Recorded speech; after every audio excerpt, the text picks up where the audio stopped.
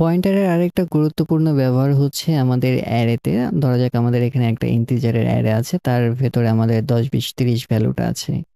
যখন আমরা এখানে পয়েন্টারটা লিখলাম, পয়েন্টার লিখে এই অ্যারেটাকে ডিফাইন করলাম, এটা কি আমাদের পুরোটার অ্যাড্রেস নির্ধারণ করে? আসলে তা না। আমাদের এইখানে যে অ্যারের যে ফার্স্ট এলিমেন্টটা আছে এইটার অ্যাড্রেসটাকে নির্ধারণ করে। অর্থাৎ আমরা যদি চাই যে এই জিনিসটাকে প্রিন্ট করব, আমরা যেখানে প্রিন্টএফ লিখতে পারি, এখানে দিতে পারি যে %t, এখানে একটা স্পেস দিই বা ব্যাকস্ল্যাশ n ও দেওয়া যায়, তারপরে এখানে জাস্ট আমরা ptr লিখি এবং এখানে এটা লিখি। এটাকে যদি আমরা রান করি, দেখতে পাচ্ছি যে এখানে শুধুমাত্র আমাদের প্রথম যে ভ্যালুটা আছে সেটা শো করলো। এর পরবর্তী ভ্যালুতে যাওয়ার জন্য আমরা চাইলে ইনক্রিমেন্ট ব্যবহার করতে পারি। কিভাবে? অর্থাৎ আমরা যদি এখানে লিখি যে ptr যেটা আছে পয়েন্টার, আমরা পূর্ববর্তী ভিডিওতে ইনক্রিমেন্ট নিয়ে দেখিয়েছিলাম, অর্থাৎ আমরা যদি এখানে প্লাস প্লাস দেই, তার মানে হচ্ছে আমাদের এই বর্তমানে যেটা আছে এই অ্যাড্রেসে এটা থাকবে, কিন্তু পরবর্তীতে কি হবে, অ্যাড্রেসে চলে আসবে। এটাকে যদি আমরা রান করি, দেখতে পাচ্ছি যে আমাদের 20 চলে আসতেছে।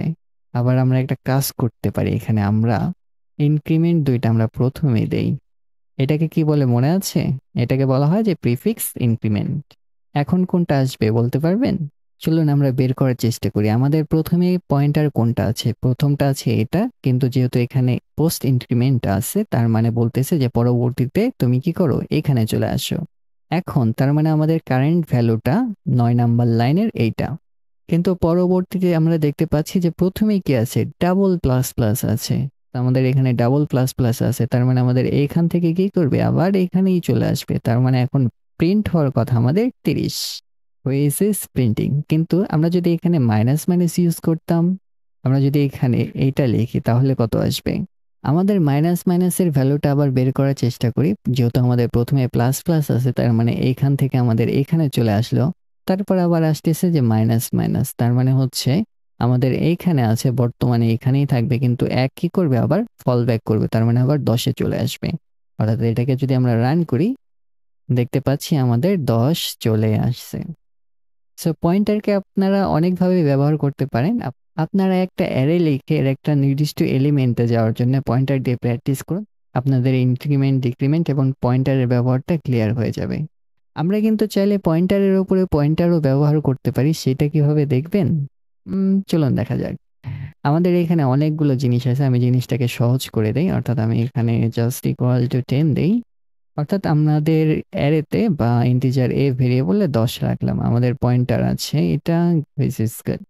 এখন আমরা যদি চাই যে পয়েন্টারের উপরে পয়েন্টার রাখবো, সেটাও করা যাবে। সেটা করার জন্য আমরা কি করতে পারি, ইন্ট ডাবল পয়েন্টারের জন্য ডাবল স্টার ব্যবহার করি এবং নামটা আমরা দিতে পারি পিপি। পিপি দেই, সুন্দর লাগবে। এবং আমরা চাচ্ছি যেহেতু আমাদের এটা পয়েন্টারের উপরের পয়েন্টার, তার মানে কি করতে পারবে, আমাদের এই পয়েন্টারটাকে স্টোর করতে পারবে। অর্থাৎ এইটার যে অ্যাড্রেস সেটা কত, পিটিআর, এটা হচ্ছে আমাদের এইটার অ্যাড্রেস। এখন আমরা যদি এই পিপিকে প্রিন্ট করি, তাহলে আমাদের রেজাল্ট কত আসবে? আমাদের ইনিশিয়াল যে ভ্যালুটা এই a=10 সেটাই কিন্তু চলে আসবে। দেখবেন, রান করি, সেগমেন্টেড ফল। আমরা কোথায় ভুল করেছি?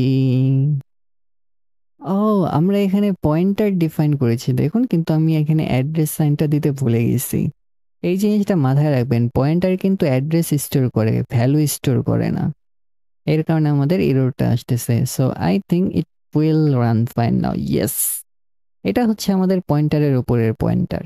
এই এন্ড সাইনের মানে হচ্ছে আমাদের অ্যাড্রেস, এবং আমাদের পয়েন্টার শুধু কি করতে পারে, অ্যাড্রেসটাকে স্টোর করতে পারে। যখন আমরা ডাবল পয়েন্টার এখানে ব্যবহার করলাম, তার মানে কি আমাদের এই পয়েন্টারের অ্যাড্রেসটাকে সে গ্র্যাব করতে পারবে। এর কারণে আমরা এখানে এন্ড সাইন দিয়েছি। আর যদি আমরা ডিরেক্ট এইভাবে দিতাম, তাহলে এটা ডিরেক্ট পয়েন্টার নির্ধারণ করতো। এটা রান করলে কি আসে, এটা রান করলে আমাদের এরর চলে আসে।